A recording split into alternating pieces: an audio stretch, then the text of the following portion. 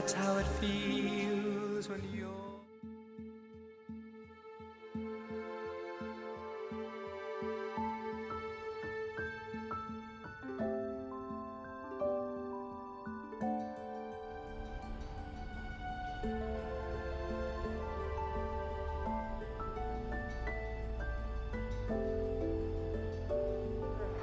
in the process of falling in love, and then you hear this guy, you are now walking on clouds, and you're up suspended in space, and his voice is the most lyrical,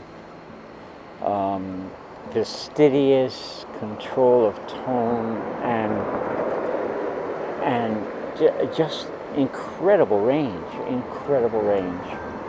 And if you know him from your childhood probably. And it's hard to even believe now that he's 88 years old. Johnny Mathis, 88, can't even imagine it. He was good looking, slim, and there was some talk among the kids that liked him whether he was gay or not. It never seemed to make a bit of difference. I never even thought about that.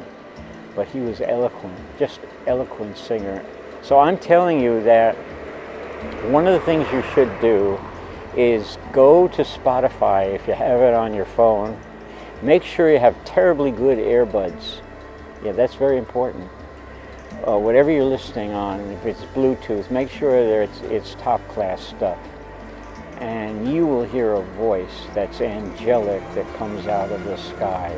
And he had so many people hypnotized, and he had made so many beautiful albums. And his orchestra leader was Percy Faith and the orchestra. What a beautiful orchestra behind his voice. So the other component to this is that when you listen to him, you need to be in love. So I hope you're in love with somebody, maybe your present wife. That's becoming rarer and rarer these days. Or maybe your girlfriend. And if she has never heard his voice, introduce her to him. Listen very carefully and critically as an audiophile, and you will hear the most incredible voice, I think, in mankind. This is what I would do in the middle of the winter. I would go outside and I would get up to Linden Avenue, the main drag between Elizabeth and Linden, and I would hitchhike, knowing how dangerous that might be to some parents. I would hitchhike to her house on Sunnyside Road. And I go down the road, and there was a park across the street from her house. And I would sit, and I would be frozen shitless. I'd sit on a park bench, and just on the hope of even seeing her go by a window, just even by accident. I just staring at the windows that were lit up in her house, just to see her walk by a window that's how infatuated I was with her. I was going to Linden every night, hitchhiking and going down Sunnyside Road and sit in that frigid park just on the chance. Chances are, that's one of his songs, that I might get a silly glance. I might get a glance of her just walking by a window. That's how incredibly enamored I was with this girl. And she was my first. And now I've discovered that, of course, I didn't know anything about women at that time. I didn't know anything about anything, and except magnets and electricity. I just had to see her, you know. We went out on a first date, and I think I had a car at that time, and I took her to a drive-in movie. But I had an 8-track in my car with Johnny Mathis on it. So he became our singer. And we started a fantasy world together that I will never forget. It was absolutely amazing. we talked about the adults in the world and where we wanted to be when we got older. And we talked that most of the people we knew, and Barry used the word cake eaters, and I didn't know where that came from, but she said that she heard historically it was some queen who said let them all eat cake or something like that. So these were people, we described everybody else in the world as cake eaters. And we talked about my mother and my father, and I had decided, well, they are cake eaters too. You know, my father's a cake eater, my mother's a cake eater. Did it have anything to do with actually eating cake? No, it meant that adults were so preoccupied with making money, they wanted to have their money and eat it too. So that was the level of where we saw adults in the world. And you had to be a pretty good person not to be a cake eater, you know. You had to be patient and not selfish. And then you might qualify not to be a cake eater. But if you were an adult, you know, we were convinced that most of the teachers and adults and everybody else that populated the world was a cake eater. So that was between us, and my father never really heard of this or could conceive of it. And I remember my father saying he wanted to talk to me, and he came up to my room and he sat on the edge of my bed. He had a lot of wit. He was a very smart man, very, very well read. He read all of Robert Louis Stevenson, and he always chastised me for not reading books. I did read books, but I read Popular Science and Popular Mechanics magazine. That was about it. That was my whole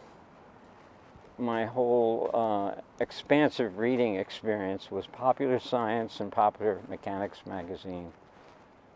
So he sat on my bed and he told me very candidly, listen, one of my patients came to me the other day and he said he saw you on Linden Avenue. Were you hitchhiking on Linden Avenue? And I said, yeah, I was. Where were you going? And I said, to this girl I met at the YMHA, to her house. He says, how come you've never brought her home? He said, in some ways that's pretty good, but I want to ask you something. Are you gay? I stopped walking just now. I said, what? Gay? I said, I don't even know what gay is. And he said, well, if you are, you're not my son. He had this tremendous hostility for sexual preferences and things like that, you know. In those days, you couldn't change parents if they did. That was their opinion. And if you try to explain to them that all people are equal and all this other stuff, they said it was complete bullshit, and they were convinced anybody they hated was worth hating. So I said, I'm not gay, Dad. And he said, well, then why were you skipping? Why were you skipping? This patient of mine told me that you were skipping down the street with this girl. I said, yeah, I was doing that. I was trying to see how far I could skip on each skip. He said, are you crazy? I'm a doctor. I have a reputation in this town. Do you want to hurt my reputation? I said, Dad, I had nothing to do with your reputation. I was just skipping. I like it. It's fun. He said, fun for gay people, but not fun for straight people. He didn't call it straight then. He said, people who are not gay.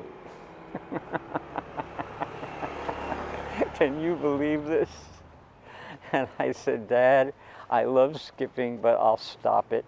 I won't skip anymore. He says, you're damn right you won't. Like that, he talked to me. He said, damn right you won't. He said, what the hell were you skipping for? I said, never mind. And he got up and he said, all right, well, you relieved some of my thinking because I was really getting to worry about you, you know, and if you need to see a psychiatrist, tell me and I'll get you a psychiatrist. We did have money, and that's the way a lot of things turned out anyhow, so I'll get into that. It's coming up in the story. So I would go to her house every day after school, and we would watch a show on television called Sky King. And who was Sky King?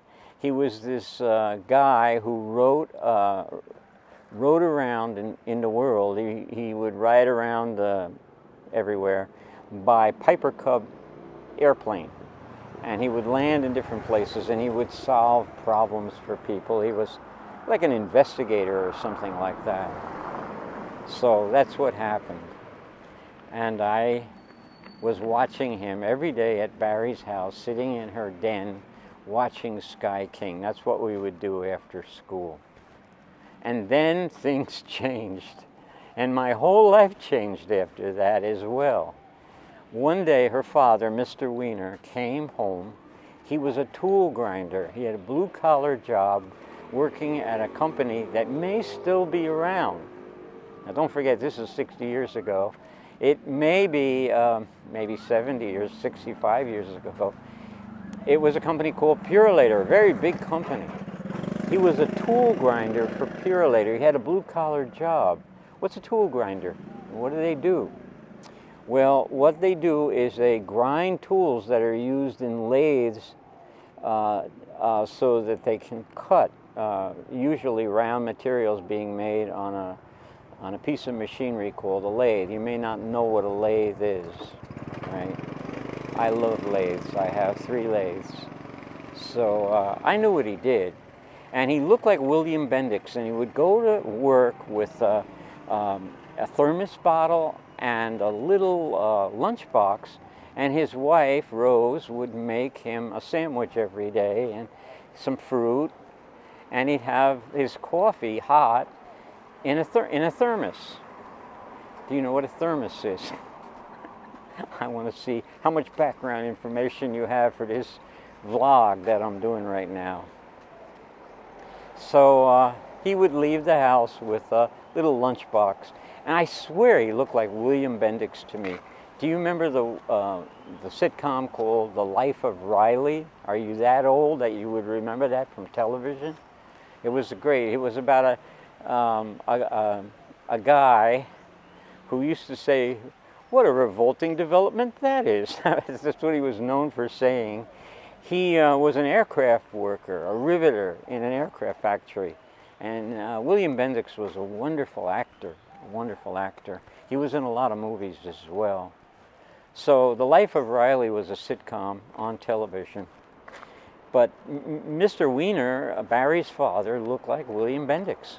He really did to me. And I was like a fixture in their house every day at 4 o'clock or 4:30 or 5. Barry and I would sit in their, I think she had like cane furniture in her den, and we'd watch television together. And it was so great being with her, you know, we'd talk about things. And Mr. Weiner, he was an audiophile, and he went and bought himself a Macintosh amplifier, tube amp. Now he was really interested, audiophile, used to read audiophile magazines, and he had records that were made by Deutsche Grammophon. Did you ever hear of that record company? They made the finest vinyl discs in the world, and usually of symphony orchestras, and he was particularly loving, which I love right now, and it's all from Mr. Weiner, is Baroque music. So I love contrapuntal music with a style of singing called recitata. Do you know what recitata is? It's when you counter-sing a piece of music in the middle or between another piece of music, and it's counter to the music going on. That was Bach's style, Johannes Bach. And I like Vivaldi and Handel and all of these 17th century composers, you know. And I love harpsichord. Do you know what a harpsichord is? So he had these recordings by Deutsche Grammophon, and he'd sit in the middle of the living room. You know, you had this, when you were an audiophile in the old days, and you had AR speakers, because they were very well known, that company, for for wonderful, wonderful sound. And he had a top-class Macintosh amplifier. I think he replaced it once, and I think he gave it to me when I married his daughter, and that's a little further up, coming up. So he used to have a dining room chair placed at a special position in his living room. Living room is no place to listen to music, by the way, but anyway, he had the physics all figured out. He had the two big, tall AR speakers that for him probably was about 5 months' salary for each speaker. He had two of them. Everybody was into stereo in those days. Now I talk to my kids, they don't even know what stereo is. They're full of technology, but they don't know anything about technology. In some ways, electronics, and they don't know what stereo is. I have to explain it to them in class. So he would keep the lights low, the table lights, and you could see the glow of the tubes in the amplifier. It had about 6 or 7 tubes in the amplifier, and it was an enormous amplifier, and it had a VU meter in the front that would show you the decibels. And that needle would fluctuate with the music from Deutsche Grammophon records, the best vinyl records you could get, made in Germany, in the world. You couldn't find records that were better than Deutsche Grammophon, and the most expensive records in the world as well. So he would listen to Bach, and I began to love Bach. And many times he'd come in the little room that was just offside the living room. It was her little den. It had a few windows in there, as I remember, and he would come in and say, "Will you turn the television down, please?" He could hear William Bendix talking in the living room, and that was a crime against Vivaldi and Bach and all. So I became very familiar with the names of Bach songs. Baroque music. I was a lover of Baroque music and get this, Barry, if you're watching this video, from your father, Mr. Weiner. All right? So, as time went by, something happened that wasn't the usual thing. The sun is blasting me now. I'm walking and I can feel the warmth. It's just bouncing off my cancerous face, and probably giving me enough vitamin D for the next 10 years. I'm getting it right now in Thailand. Oh, come on, vitamin D, just keep coming into my face. Come. That warmth of the sun. People used to say, I don't like Thailand, it's too hot. I don't like the sun. Well, I like the sun, and I liked it so much, I got one huge beta cell carcinoma on the top of my head, and then I got a crater in the front of my head where they dug out a squamous cell carcinoma, and then I got another carcinoma on the left side of my head. So my head is pretty much looking like the moon. So I've been on the operating table quite a few times for loving the sun. And when you don't know, remember when you used to get baked on the beach and you'd have a terrible red tan, and you were one of those people who didn't tan. You look like a hot dog, you know. What do you call those? You look like a wiener. That was Mr. Weiner's last name, but you look like a wiener if you laid in the sun. Did you ever do that at the beach? Well, I paid back for it. In your old age, you're going to pay back, because this kind of cancer doesn't show up to 10 to 20 years later. So those suntans that you had, they changed the direction of a lot of cell growth. And thank God those cancers are on the outside of your body. Mr. Weiner was home every day at a certain time, and he went right to his Macintosh amplifier and his Deutsche Grammophon records, and he put them on. And I used to listen. I used to listen to Handel and Bach, and it became an audiophile myself of some kind, and loved that. So one day he came home, and apparently something happened. He got laid off or fired. I think he was laid off. I don't know what it was, but he came right back to me and Barry sitting in the den, and he said, "Are you here again?" Like that. And I said, "What's the matter, Mr. Weiner?" And he said, "Don't you have a house of your own? Do you have a house of your own?" I'm quoting him exactly what he said. I said, "Yes, I have a house." He said, "Do you have a family of your own?" And I said, "Yes, I have my father and mother. I have a family."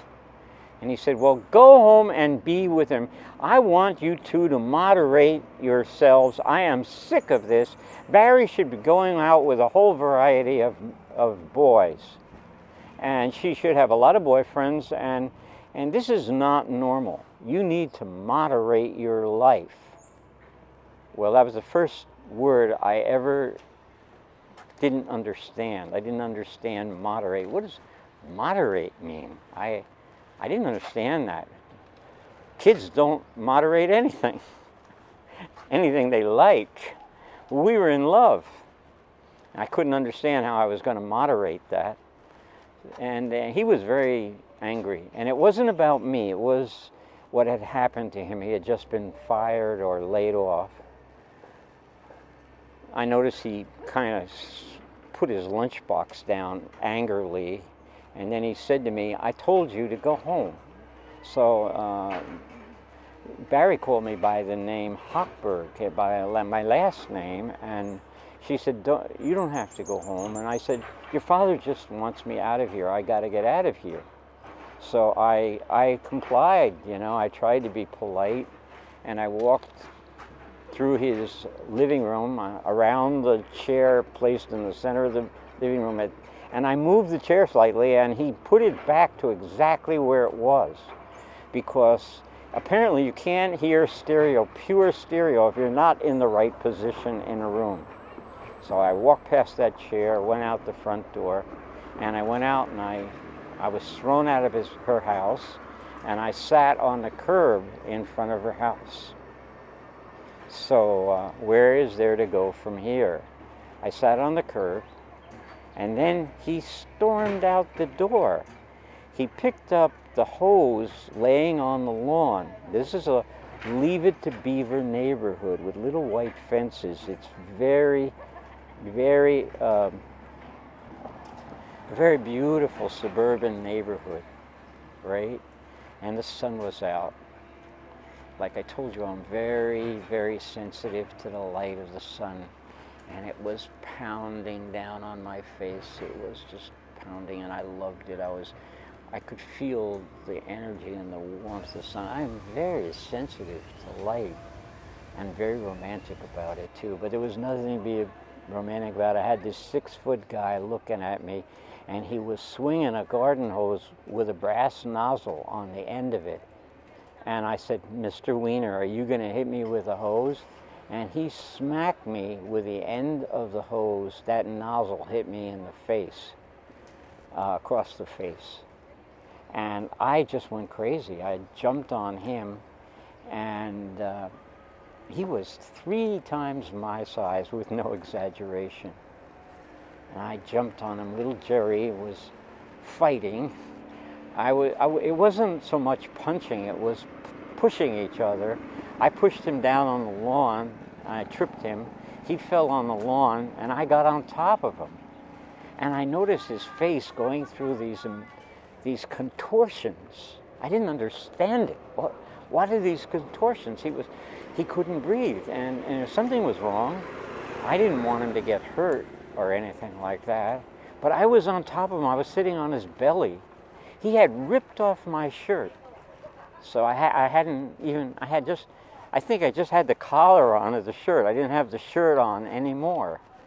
And then all the people who live around them, don't forget this is a quiet suburban neighborhood, a beautiful street of little white fences. And all these people came out of their homes, and they got around in a circle, and they were saying, "Stop that, you guys stop that." And then the aunt came screaming out of the house. She was I don't know, she was a Jew that read the Bible and very, very by the book. She said, "You know what you're doing? You are sinning against God," she told me. I looked up at her and I was on him, and then I looked down at him and foam was coming out of his mouth. I never saw that. What the hell is that? Foam was coming up. It was going all over his face. He was like choking, and I wasn't choking him. I wasn't doing anything. I was just sitting on top of his belly with no shirt on. And then the Linden police came. Somebody called the police, and 2 black and white Linden cars came up. Now, I don't know what year this was, but I know I was in high school, so it had to be around 1965, 64, somewhere at that time. And the 2 cars got out, and the cops had all their guns and everything. They didn't have tasers in those days or anything. They just had handcuffs and a gun. And they came out of, and I was on top of him. And I looked at the lady her aunt, who was this vicious son of a gun. She was a, I can't say it, you know. She was bad, and she was screaming at me. And she said, "You're sinning against God." And I looked at her and I said, "Lady, for all you know about God, I could be God, because you're a cake eater." I said, "You're a cake eater." She didn't know what the hell that is. Nobody did. I said, "I could be God." And then they were all whispering behind me. They said, "He said he's God." And then the cops came, and they didn't care whether I was God or not. They put handcuffs on me, and they told me I was assaulting this man. And Mr. Weiner, everybody came out. He was having an epileptic fit. And I've never seen an epileptic in my whole life until I met Mr. Weiner. I didn't know he was epileptic. So they drove me away, and I think they called my mother and father. And my mother and father, the police car stopped and let me come out. I told them it's just a little fight. I'm not going to do anything. I'm a kid. What am I going to do? And I saw my mother and father coming down the street in my father's white Cadillac. And they came down the street and they got out of the car and they said, "What did you do now? What did you get us into now? Do you know I'm a doctor, and you're interfering with everything? You're interfering with my reputation in the world. What the hell are you doing?" So Mrs. Weiner rose. She invited us in the house, and we came in, and my family sat down in Barry's living room. And they all agreed that we should modify our relationship. We should, I forgot what they called it, got that word.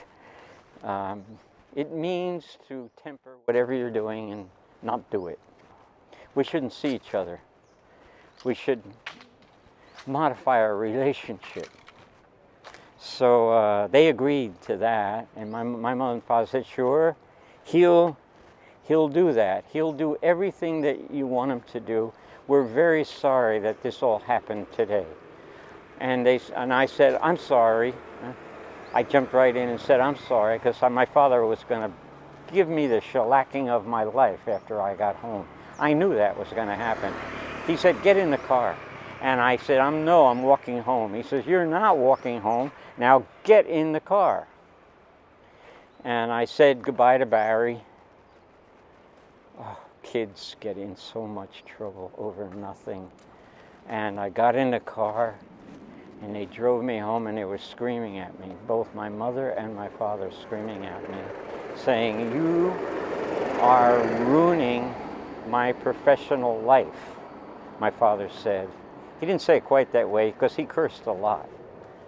And I just shut up, and I said, "Well, I'm going to see her. She's my girlfriend. I'm going to see her anytime I want." My father says, "Yeah? Well, you're not going anywhere, pal. You're going to be in your room." because you're grounded. That's what parents said. You're grounded. Look what you did. Look what you did. You had a fight with a man. I said, Dad, I was defending myself.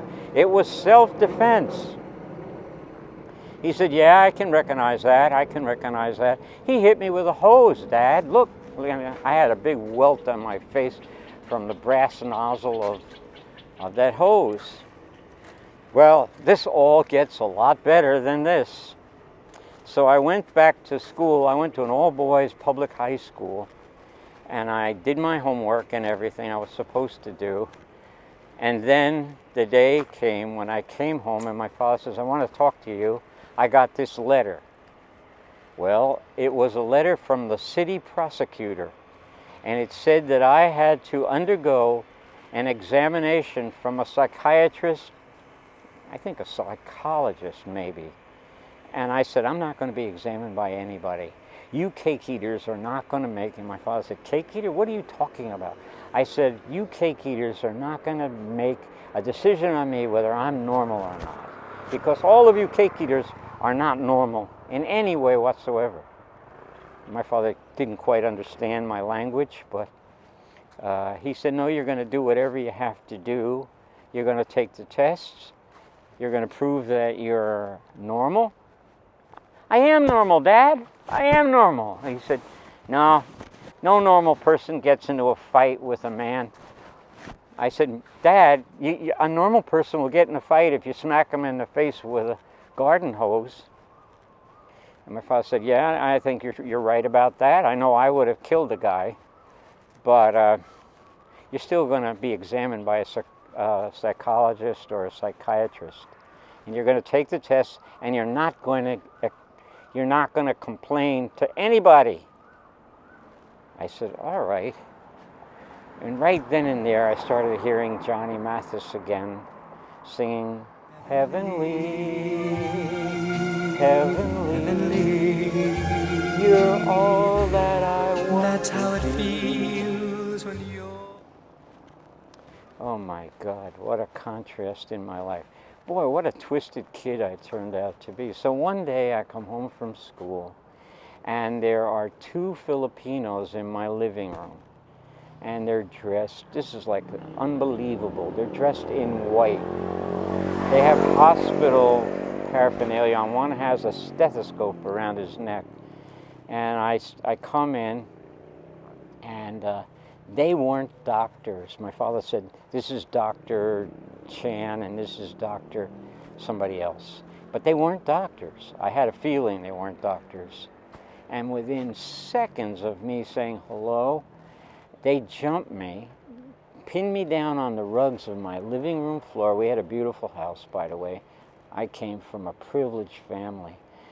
And right near the table that my mother hand antiqued, the living room coffee table, she decided she was going to learn how to antique furniture. So it had little gold, it was gold and white. And I was looking at the bottom of the table, looking up, while these guys gave me a shot of sodium pentothal. And then the Elizabeth police arrived in the room. They must have been hiding in my father's office. They came out and they put handcuffs on me. They took my shoelaces and my belt, so my pants are falling down. You know, I'm showing my little white jockey shorts. And the police carried me out, and the neighborhood was alerted. Across the street was a grocery store and a dry cleaners and a pharmacy, and all of those people that own those stores came out, and all their customers came out, and they watched the police putting this body into an ambulance. And you know what my mother and father did to protect me? Well, the court order said I had to go to a state hospital to be examined. So my father said, if you went to a state hospital, you'd never have gotten out, because I refused to be take that psychiatric bank of tests. You know those what do they call them? Those ink blots. You know what ink blots are? You have to tell what you think they're doing and project your psyche on looking at ink blots and all the other psychiatric tests and questionnaires and shit like that. And instead, I was in an ambulance being rushed to a private clinic in Belmead, New Jersey. I believe it's still there. It's called Carrier Clinic. And I went there, and I was handcuffed on the feet and on the hands. They took my wallet, they took my belt off, and I went into a highly secured room that there's no escape from. Had a big mirror in the room, which wasn't a mirror at all. It was a two-way window. And when the psychologists were behind there and they were evaluating me and looking at me, I was stone cold asleep from sodium pentothal. And I woke up, and I was terrorized. I woke up in that confined room with this very high-grade screening that you couldn't escape from. And then an orderly came in, and he told me to lay down and rest. I says, I don't want to lay down and rest. I want to walk around. He says, all right, then you can walk around the room. And I walk around the room. In the meantime, that mirror was supposed to be a two-way mirror where you couldn't see who was on the other side, but I could. There was a little bit of a light in the area, and I could see two figures looking in on me through that mirror. I was in a test tube by myself. Must have been terrorized, right? And I was out of my gourd, I tell you, because in 2 seconds the cake eaters took over my whole world. And I was in a confined room. And then, to top it all off, a doctor came in, talked to me for a few minutes, and he said, calm down. You're going to take some tests. I said, I'm not taking any tests. I'm telling you right now, I'm not taking any tests. And he said, well, there are only some questionnaires and some pictures to look at, and we just want to know your opinion and what you think. I said, no, you're judging me whether I'm normal or not. He said, it's not going to take a long time. Why don't you just comply and do it? I said, no, I'm not. I'm not going to comply. And I got up, and I was hostile, and I went into the corner of the room. I said, I'm not taking any tests. So 2 college guys came in the room that were hired because they were physical ed majors. They grabbed me and put me down on the bed, and then they didn't put me in a straitjacket, but they bound my hands to straps on both sides of the bed. I was somewhat in Jesus Christ condition, like nailed to a cross. That's the way I looked, the way I was laying in the bed. And they wheeled in this machine that was electric shock therapy. Did you ever hear about that? Well, did you ever see a Jack Nicholson movie called One Flew Over the Cuckoo's Nest? Well, I lived that movie. There was even a Nurse Ratched in my life at that institution. And they put a rubber, it looked like something a fighter, a wrestler would put in his mouth to protect his teeth. They put that between my teeth. They were holding me down. And they proceeded to put about 75,000 volts through my body. So they actually shocked me with this therapy. It was called therapy, electroshock therapy. Well, let me tell you something. You're gonna. First, I'm looking at the sun on my face. Well, you're gonna see lightning now. You're gonna see lightning, man. You can't imagine when they sent that charge through my body.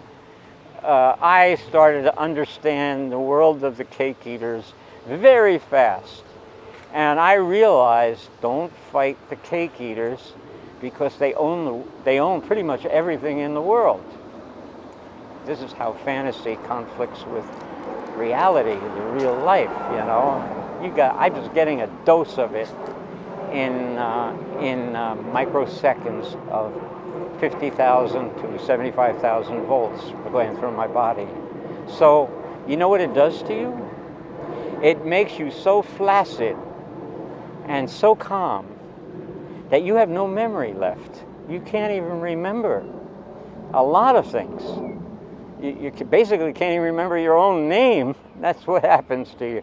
So watch that movie if you have Netflix, and you can tune that movie and watch that movie, One Flew Over the Cuckoo's Nest. It's a great film, and when I saw it, oh boy, could I understand that movie. I really understood that film, and Jack Nichols is great in that film. And a lot of the other mental patients, because I was now a mental patient in a confined room getting electroshock therapy. And I will never forget that. Heavenly, that's how Even though I wanted to look at her and say, Barry, look at what they're doing to me. The cake eaters got me. They got me. I couldn't even remember my name after the day. My hands were shaking. I couldn't eat. And when I saw what they were capable of, and in all my mind, I was innocent. And then I was worried that maybe Mr. Wiener died. I didn't know. I didn't get any information. I wasn't allowed to talk to my parents. I was confined for 3 weeks in this place. And every time I go to see the psychologist, he was a phony-ass guy. He kind of reached over to his cigar thermidor that was on his desk, you know, with cigars. He smoked cigars. Probably dead now from the cigars. He reached in there and he turned on a transcription machine, a tape recorder, and he recorded our sessions together, and he would talk to me and counsel me and ask me about how I felt about this and how I felt about that. So I went through, every day I had about a half an hour with this psychiatrist, and I guess they call it counseling. Man, I was out of my gourd, and I was thinking, how the hell am I going to get out of here? So you know what I did? I did what most people would do. I escaped. During lunch, the feeding facility, the mess hall, the cafeteria, the whatever they call it, wasn't part of the mental patient place where the patient stayed, so you had to walk across. Now this was farmland, and it was completely naked farmland, you know. It was covered over in scruffy grass, so if you ran away, they could just go out and get you. And I did. When I was confined, that was called bolting, and I bolted. So I was on my way to the cafeteria with a bunch of other mental patients, people who did an abortion on themselves, engineers that had nervous breakdowns, and all these nice people that were crazy, and all in the crazy house with me. So I bolted, I ran away. I ran across these fields. They got in, these athletic college guys got it in white, got into a pickup truck, and as I was running, that truck ran me down. Those guys got out. They twisted my hands behind my back and put me face down on a pillow in the pickup truck and drove me right back.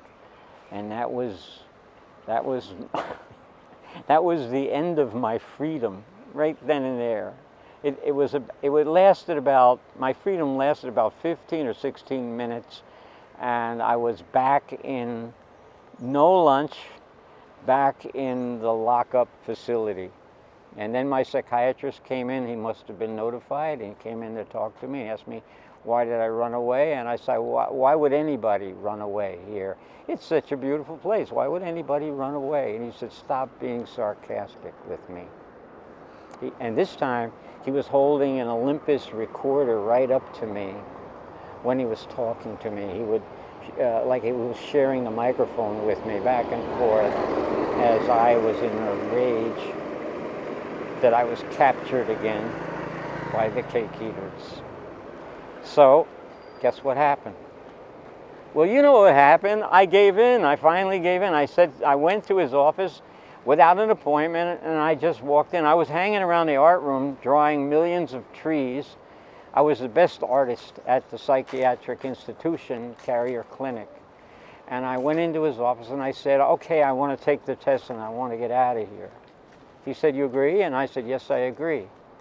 And he gave me the bank of Rorschach pictures to look at, and a lot of other kinds of things to try to uncover my absolutely corrupt personality, my damaged personality. They were going to make me well again.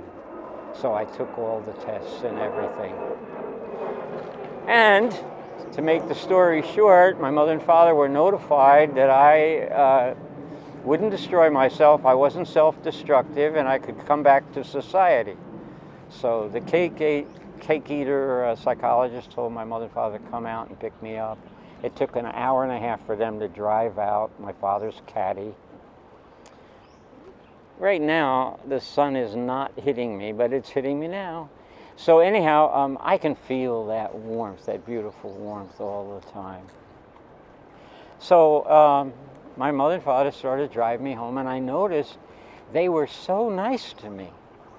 And my father said, how do you feel? How did I treat you there? And I said, it was hell on earth. And he said, well, everybody has to be uncomfortable sometimes. You're not always going to be comfortable the rest of your life. And I said, well, you've made me pretty comfortable at home until you did this to me. And my mother said, now look, I've been thinking that you would want your favorite dish at home, and I roasted a chicken for you. And guess what I made? You know those little potatoes, how you like them browned and everything? I made that. My mother was a great cook, by the way. And she was trying to change the subject. So she said, so I made you a wonderful dinner. You're going to enjoy it. And I made that bean soup that you like too. She was always into our nutrition, and that's why I was wondering, why did I last till I was 80? Why? I mean, I did everything to destroy myself most of the time. Most of the time, I was climbing 30-foot ladders and cleaning somebody's screens, or doing things that, you know, one step into the abyss and I was dead. And I lasted, and I thank God, man, I lasted. And that's part of it was my mother's nutrition. So the first question out of my mouth was impulsive, right?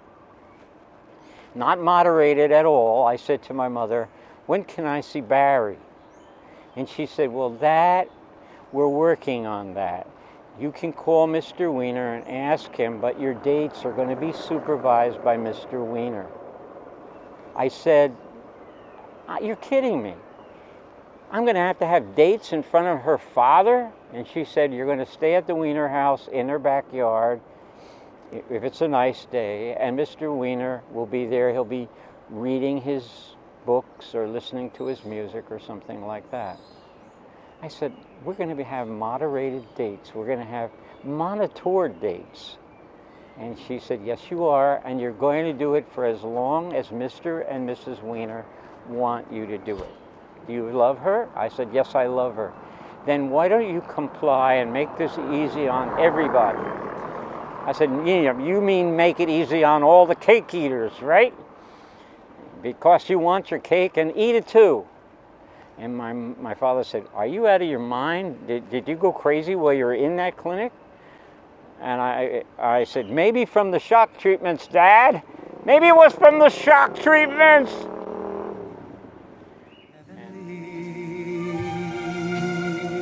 Heavenly, that's how it feels when you're with me.